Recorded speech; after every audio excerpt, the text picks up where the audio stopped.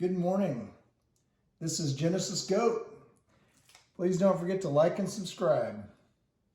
Today I'm going to be giving you a quick recipe on making keto jerky. This is a recipe that I had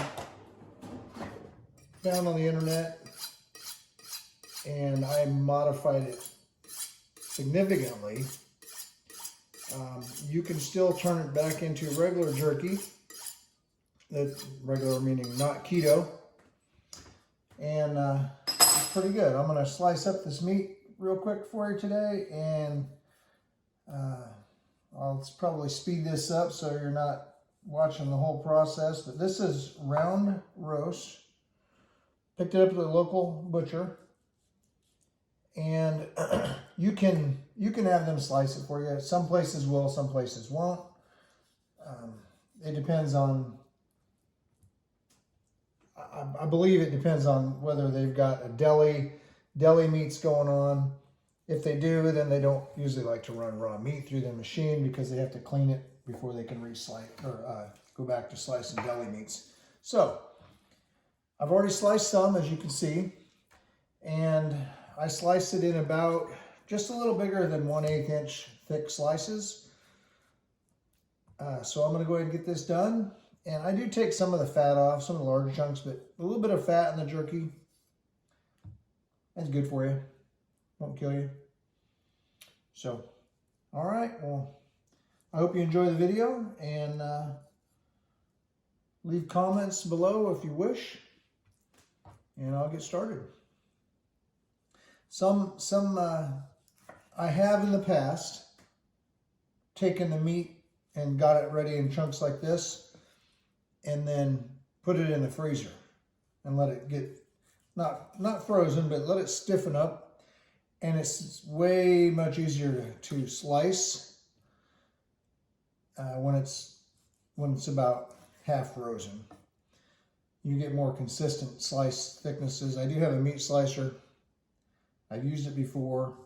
I end up with a lot of hamburger because of it's not a commercial slicer, but I found that this works the best. And you can see the slices are probably about 1/8 inch thick, not terribly thick. And when I put them in the dehydrator, I have to keep a pretty close eye on it. And once after about, after about 4 hours, I start checking it every 45 to an hour and pulling off some of the pieces that are done. And the thicker ones obviously stay on longer. But if you overcook it, then your jerky gets crunchy. And personally, I don't like crunchy jerky. I like it when it's just a little bit soft and very chewy. And that's the way I like it. But my wife is keto. She does not eat sugar at all. And if she does, it's very, very minute amounts. That's usually part of an ingredient that she has included in her meal prep. And so I use Lane Perrin's Worcestershire, and it does have a little tiny bit of sugar in it, not a whole lot. So there's 118 servings in this container, and total sugars is 1 gram. So if you think about it, I guess that's 118 grams of sugar in that whole bottle. But when you marinate the meat, I don't believe all the sugars end up in the meat, because you end up with quite a bit of marinade left over that did not absorb into the meat, and you basically just dump it. Get rid of it. Okay, let's get to slicing.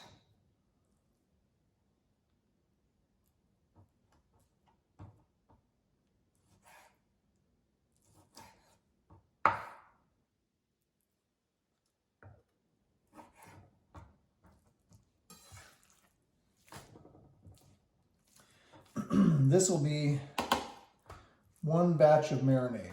I bought 4 of these roasts.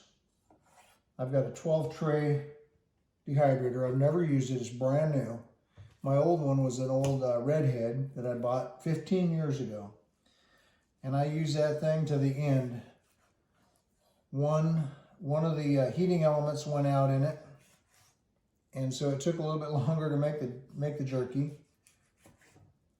And then finally, during my last batch that I made, I went down and checked it, and it was about, I don't know, 75% of the jerky had already been removed because it was done. The thicker pieces were still on there. And I went down and checked it, and it was cold. There was no heat coming out of the unit at all. The fan was still running. The timer was still running. And so I took the meat out, and I put it in an old school Harvest dehydrator, one of the round ones, and finished drying it out. And it came out okay. It was only in the big dehydrator without heat for maybe 45 minutes.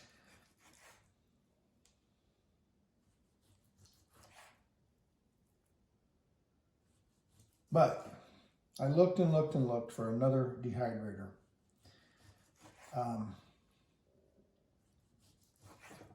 Went back to Bass Pro.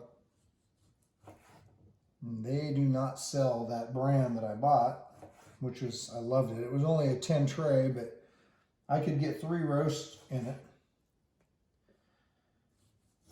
And it would take about, total time, if you slice the meat a little thicker, maybe 8 or 9 hours. Sometimes it was 6 hours. It just depends on the thickness of the meat. So, yeah, I was distraught that I couldn't find the original one. I looked into fixing it. I tore it apart. I looked at it. I don't think the heating element was burnt or broken in any way. I think it was maybe an electronic issue. There's a small circuit board in there. And I just went ahead and, for safety reasons, not knowing, you know, how to repair it, what was wrong with it, I just went ahead and scrapped it and bought me a new one. And I'll show you that new one, and I'll talk about it later in the video. So, there we go. That's the meat for one tray of marinade.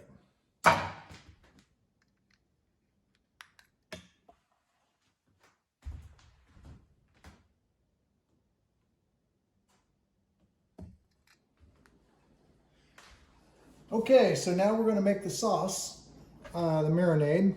I start out with soy sauce, and I use Kikkoman. You can use any kind of soy sauce you want. I'm not sure if it matters that much, but I've got 2.5 cups, and I'm making 2 batches of marinade. You don't want to put too much meat in the marinade. It just doesn't seem like it has the same flavor. So that was 2.5 cups. I'm going to talk about one batch. That was 2.5 cups of soy sauce. Now we're going to put in 2 cups of Worcestershire. And I use Lea & Perrins. I like the flavor of Lea & Perrins. That's 2 cups of soy sauce. Okay, now this is fish sauce. I use Thai Kitchen premium fish sauce. Buy it at Walmart. I've tried other brands of fish sauce, but it does not have the same flavor as the Thai Kitchen. So here's what I can tell you. I do not use any salt in my recipe, any additional salt. The salt comes from the soy and the fish sauce. Okay, so now I have, this is 3/8 of a cup of vinegar. I'm sorry, 5/8 of a cup of vinegar. 5/8 of a cup. And I use white vinegar. You can use apple cider vinegar. That's up to you. This is onion powder. Now I grind my own onion powder. I have a freeze dryer. I freeze dry my onions that I grow in my garden, and then I grind them in my food processor. So this is 1/4 cup of onion powder. And again, you can modify your recipe to meet your own taste. This is 1/4 cup of garlic powder. And I just use Kirkland brand. This right here is paprika. I have played with the paprika amounts for this the whole time I've been making this recipe, and I've reduced it down and down and down. My original recipe called for 2 tablespoons, which to me is too much. So this is 2 teaspoons of paprika. You can use regular paprika or you can use smoked paprika. A little bit of different flavor there. Okay, then we just have regular black pepper. And it calls for a dash of black pepper. I usually use maybe a teaspoon, maybe a little bit more, but not usually heavy on the black pepper. And then as an additional touch, I like putting a little bit of cayenne pepper into it. And this, probably gonna just give you an idea. Maybe a teaspoon, maybe just a little bit less. I don't like to jazz it up too much because my grandchildren eat this stuff all the time and they have very, very sensitive palates. So, and that is it. I mix it up and I put the meat in, and I use about 2 roasts per batch of marinade. So again, you can adjust it as you need to fit your palate. I do only marinate for 4 hours.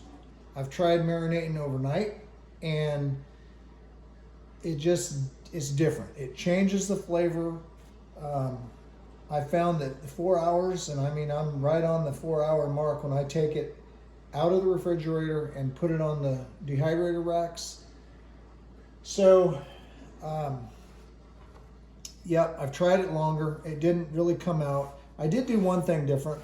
To prep early one night, I put the marinade, mixed it, dumped it into a 1/2 gallon ball jar, and put it in the fridge. So just I could have it first thing in the morning. I could put the meat in, marinade, have it out before noon, get it going so it'd be done that night. And that seemed to have changed the marinade flavor a little bit. Now, I don't know if it's because it had time to sit and all the spices blend together and you know, add all the spice flavor, or if it was because it was refrigerated and then I poured cold marinade on cold meat. In this case, I put this is room temperature. I put the meat in and it goes right in the refrigerator. So there's a lot of different things you can try depending on what you like and what you want to do. Anyway, I'm going to go ahead and pause the video here for a second and get this stirred up and get the meat in, and I'll do a short clip on that, and then we'll go in 4 hours. We'll go to the dehydrator.